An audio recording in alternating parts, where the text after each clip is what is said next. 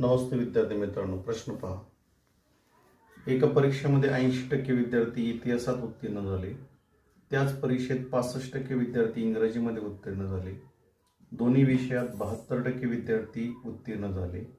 तर एकूण अनुत्तीर्ण विद्यार्थी किती?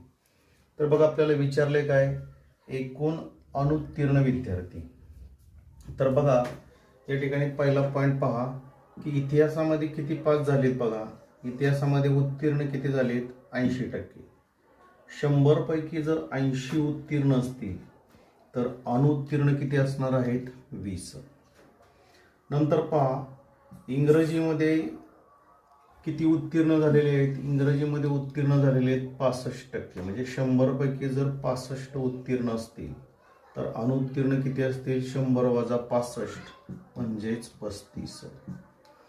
दोन्ही विषयात उत्तीर्ण किती झालेत? तर दोन्ही विषयात 72% उत्तीर्ण झालेले आहेत. दोन्ही विषयात 72% उत्तीर्ण असतील तर दोन्ही विषयामध्ये नापास म्हणजे अनुत्तीर्ण किती असतील? 100 वजा 72 म्हणजेच 28. चला आपण आता या दोघांची बेरीज करू. 20 अधिक 35 55. 55 वजा 28 बरोबर 27% विद्यार्थी एकूण अनुत्तीर्ण विद्यार्थी.